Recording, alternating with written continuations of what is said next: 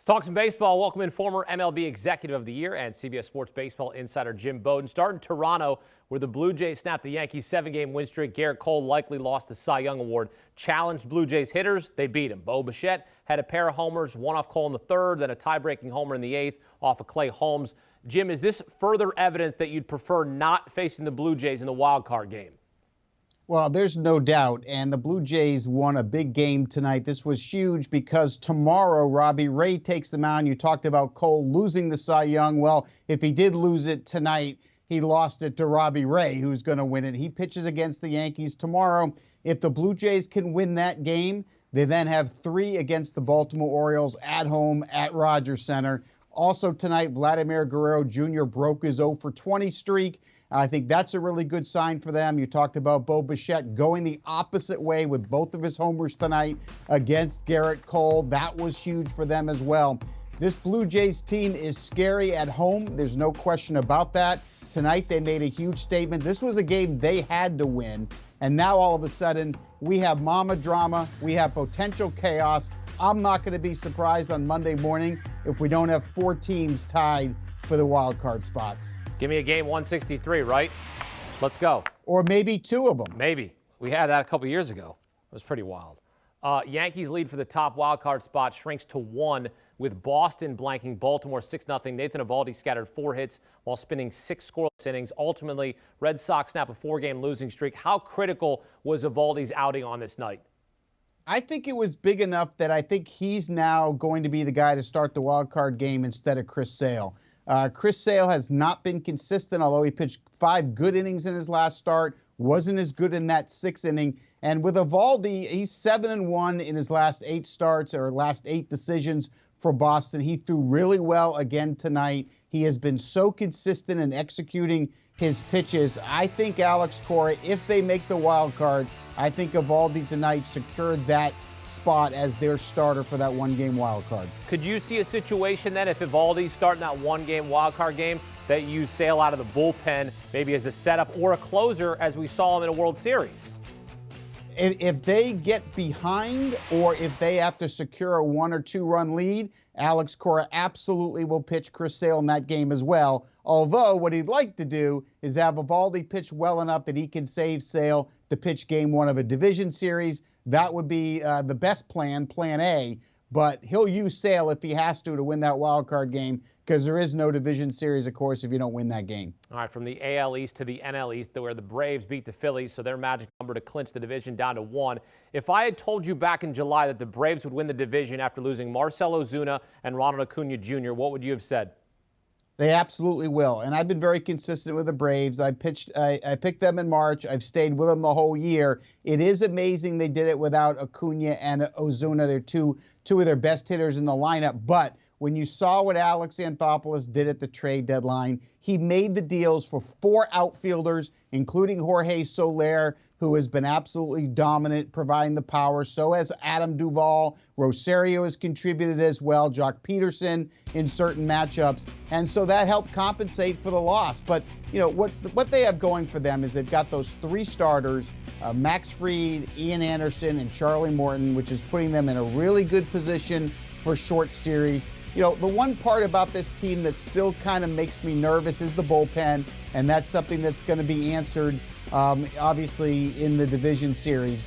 They've got a tough matchup against the Milwaukee Brewers, no question about it. But this Atlanta Brave team is very well balanced. Their infield defense is the best in Major League Baseball. Austin Riley and Freddie Freeman on the corners both have had MVP years. Ozzie Albies at second base, 30 homers, 100 RBIs. They've got speed, they've got power, they've got elite defense, as we just talked about. They've got the 3 starters. This is a really good Atlanta Brave team, even without Mike Soroka, Acuna, and Ozuna, as you mentioned, Akeem. Yeah, some big boppers in that lineup helping Atlanta close in on their 4th straight division title. Meantime, the Brewers clinched the NL Central this past Sunday, but they likely lost reigning NL reliever of the year Devin Williams rest of way. Broke his right hand while celebrating the team's division title. Said he punched a wall after having too much to drink. He's going to need surgery on the pitching hand. What's your reaction to all this? Well, as a former GM, I can't even comprehend that this happened. I do want to give Devin Williams credit for telling the truth and not coming up with a lie. He owned it. But, it's one thing to celebrate, but you have a Brewers team that was capable really of running the table in October and maybe winning a World Series. The last thing you want to do is get too drunk on a celebration of winning the division. And then imagine when your whole career, your whole life depends on your right hand, that you would throw a punch to a wall. I don't care how drunk you are or how mad you are. You have to protect how you make a living. I can't even comprehend what he did, but I do want to say this. Don't underestimate the impact this injury has on the Milwaukee Brewers. The one reason I thought Milwaukee, and I was going to pick them to go to the World Series, and I might not even pick them to get by Atlanta now, but the one reason I thought they could is at the top of the rotation, you got two Cy Young candidates in Corbin Burnes and Brandon Woodruff, another power arm in Freddie Peralta, but having Williams and Hader in the back end of that bullpen, that's 5 pitchers that can absolutely shut down the best lineups in baseball. And because of that, and they're a good defensive team, I really thought in a short series they were going to surprise people. Devin Williams is one of 3 relievers in baseball that has a strikeout rate of over 14 per 9 innings. He's got a changeup that's unhittable. Why do I bring up the changeup in this conversation? Because it really gives you a different look when you have a reliever that comes in after the power stuff of Burnes and Woodruff. To have that changeup and then have the lefty Hader come in afterwards, it's a combination that makes it really tough for hitters to hit any of them. And so this injury for Williams, sure, they've got Brad Boxberger or they've got Aaron Ashby that's going to replace him, but Williams is one of the best relievers in the game. He had an ERA of 2.5 coming into this injury. It's a huge setback, Akeem, and I think it's one, quite frankly, that's going to cost Milwaukee in October more than people think. Yeah, dumb decision, and I'm sure he'd tell you the same, because you can't do that stuff. Like, I get it. You're in the heat of the moment. You got to be a pro in that situation, because you got a bigger goal in mind. All right, meantime, Wednesday night, the Brewers handed the Cardinals their first loss since September 10th, shutting out St. Louis 4-0 one night after the Cardinals clinched the second wildcard spot. So the St. Louis winning streak ends at 17 games. Pretty impressive, absolutely incredible the way they went. They were 2 games over 500 when the streak started, and now they clinched the second wildcard spot. I covered the Cleveland club that won 22 straight in 2017. The team was gassed by the end of it. I bring that up because, Jim, I know you want to keep winning, but perhaps it's good that the streak is over and the Cardinals don't have to carry the weight of the winning streak anymore. Oh, absolutely. I agree with you. I wouldn't want to go into Wednesday's wildcard game having not lost a game since September 10th. I'd rather get that out of the way in the regular season. So I agree with you on that. The one thing we have watched, though, with St. Louis over the last 3 weeks is how good this team became and how good this team really is. And they're going to be a huge threat. Whether they play the Dodgers at Dodger Stadium or the Giants at Oracle Park, they're going to be a threat to win that one game. Adam Wainwright's going to be on the bump. This guy has been lights out since August. He's got a curveball when it's on that can get out the best hitters. And the St. Louis Cardinals, what really has shown up in the last 3 weeks is the fact they literally have a Gold Glove caliber defender at 7 of their 9 positions. They are really special. When you go back, and I've rewatched all of their games in their 17 win streak, I'm amazed at how many singles, doubles are taken away on a nightly basis. They basically give the opponents 18 outs instead of 21 because, 24 outs instead of 27 outs because of how good this defense is. Arenado and Goldschmidt on the corners are both Gold Glove. Yadier Molina, we all know, is Gold Glove behind the plate.